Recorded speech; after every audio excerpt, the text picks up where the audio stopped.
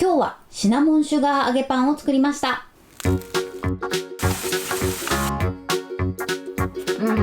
こんにちは、料理研究家のゆかりです。このチャンネルはいろんな料理のレシピ、そして役立つ情報をご紹介していくチャンネルです。ぜひチャンネル登録して楽しんでみてください。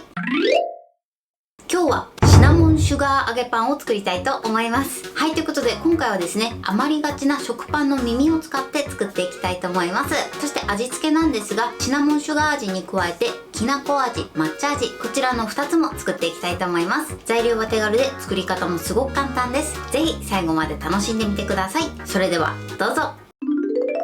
それでは今日の材料をご紹介します。材料はこちらです。食パンの耳、シナモンパウダー、グラニュー糖、きな粉、抹茶パウダー、そして揚げる時に揚げ油を使用していきます。ということで今回はね、こちらの材料で作っていきます。まず今回はね、シナモンシュガー味、きなこ味、抹茶味、こちらの3つの味付けで作っていきます。そして食パンの耳はですね、それぞれ16本ずつですね、食パンで言うと4枚分ずつ作っていきます。こちらの量はお好みで OK です。それに合わせて味付けのトッピングの量は調整して作ってみてください。ということで早速こちらの材料で作っていきます。ではね、早速ね、食パンの耳を揚げていきたいと思います。今回は私はね、食パンの耳だけ売ってるものがあったので、そちらを使っていきます。もしね、食パンの耳じゃなくて食パン自体を使いたい場合は、お好みの大きさに切って作ってみてください。これをね、一口サイズにしたい場合は、半分に切っていただいたりしても大丈夫です。それでは早速揚げていきます。まずフライパンにそこから1センチほどの油を注ぎ入れます。そして火にかけます。今回は180度ぐらいの温度で揚げていくので、それまで油を温めます。それでは適温になったので揚げていきます。目安としては、菜箸を入れた時に菜箸の先からプクプクプクっとすぐね、細かい泡が出るぐらいですね。そのぐらいになれば OK です。それではやけどしないように食パンの耳を入れていきましょう。はい、で全体に広げて、このままですね、表面がカリッとするまで揚げていきます。はい、今ね、だいたい1分半ほど揚げました。いい感じにね、カリッと揚がったものから取り出していきます。結構揚げ色がつくのが早いので、焦がさないように注意しましょう。はい、 OK です。このように表面がね、カリッとするまで揚げてください。それでは残りのね、2つの味付けの方も同じように揚げていきます。そしたら1つアレンジの方法もご紹介していきます。まず食パンの耳をね、くるくるくるっと巻いていきます。はい、こんな感じです。あとはこのね、巻き終わりのところを爪楊枝で刺します。はい、こんな感じになりました。このようにね、くるくるしてこのまま揚げていただいても可愛く仕上がるので、好みでね、こういったものも作ってみてください。揚げ方はね、先ほどと同じです。爪楊枝ごと揚げちゃって OK です。はい、全部揚げ終わりました。3個分だとこんなに大量になりました。あとね、くるくるしたものはこんな感じです。爪楊枝ごと揚げるとこんな感じでくるくるっとしたまま揚げることができます。ぜひこちらもやってみてください。ではこのまま3分ほど油を切ります。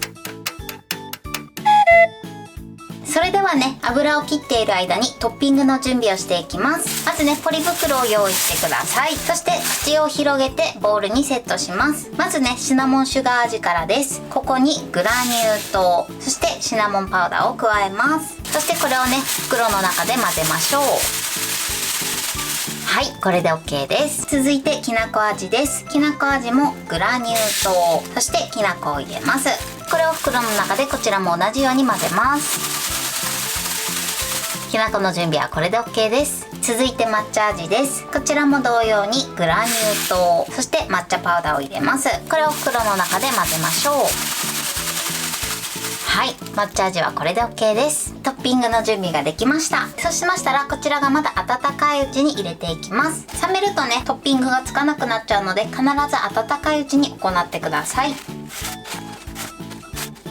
はい、 OK です。それでは一つずつね、シャカシャカしていきます。このようにまんべんなくね、まぶしましょう。はい、こんな感じです。シナモンシュガー味はこれで完成です。こんな感じで温かいうちにね、まぶしていただくとしっかりとトッピングがくっつきます。続いてきなこ味です。少しね、こうやって空気を入れていただくと全体にまぶしやすくなります。ではシャカシャカします。はい、きなこ味はこんな感じです。こちらも美味しそうに仕上がってます。それでは最後抹茶味です。シャカシャカします。はい、抹茶味はこんな感じです。結構パンチの効いた色合いになりました。最後ね、ちょっと抹茶パウダーを振っていただくと仕上がりがね、綺麗になるかと思います。これで完成です。はい、これでシナモンシュガー揚げパンの完成です。こんな感じに仕上がりました。このようにカリカリサクサクで美味しそうに仕上がってます。こちらがシナモンシュガー味、そしてこちらがおまけで作ったきなこ味、そしてこちらが抹茶味です。ぜひね、こちらも合わせて作ってみてください。こんな感じで美味しそうに仕上がりました。これで完成です。それでは早速いただきたいと思います。では手づかみで失礼します。まずはじめにシナモンシュガー味からいただきます。ではいただきます。美味しい。間違いなく美味しいです。もうね、すごくサクサクです。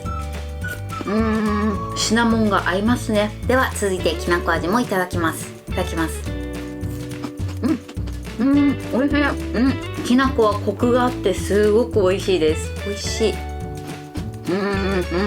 では最後に抹茶味です。いただきます。美味しい。これはいい。ほんの少しね、この抹茶のほろ苦さがあって、かつ抹茶の香りがすごく口の中に広がって美味しく仕上がってます。気持ちほろ苦なので大人向けかなと思います。はい、ということで今日も美味しく仕上がりました。今回のシナモンシュガー揚げパンのポイントです。まず今回はですね、食パンの耳を使って作りました。ぜひね、食パンの耳が余ってしまった時は作ってみてください。実は今回私、じゃじゃーん、こんな感じでね、スーパーに売っていたので、こちらを購入して作りました。これよりもね、もう少し入って92円ぐらいだったので、ぜひね、こういった食パンを見つけた時は作ってみてください。あるいはですね、食パンが丸々1枚余ってしまう時もあるかなと思いますので、その時も同じように作っていただいて OK です。大きさとかはね、お好みで切ってみてください。そして食パンの耳を揚げる時のポイントです。今回は180度ぐらいの温度でカラッと揚げました。この食パンなんですけれども、すぐ揚げ色がついてくるので焦がさないようにだけ注意してください。もし心配な時はね、160度から170度ぐらいの温度で揚げていただいても大丈夫です。揚げる時はですね、やけどだけには十分に注意して揚げるようにしてください。そしてトッピングをする時のポイントなんですけれども、今回はシナモンシュガー、きなこ、抹茶、この3種類作りました。こちらのトッピングはお好みのものでやってみてください。そしてトッピングをする時のポイントなんですけれども、食パンの耳が冷めないうちに必ずトッピングするようにしてください。冷めてしまうとね、トッピングがうまくつかなくなってしまいます。トッピングする時もですね、ポリ袋を使っていただければ簡単にできます。今回はね、全部甘い系にしたんですけれども、カレーパウダーとかブラックペッパーとかね、しょっぱい系も美味しく召し上がっていただけると思います。材料は手軽で作り方もすごく簡単です。とても美味しいのでぜひ作ってみてください。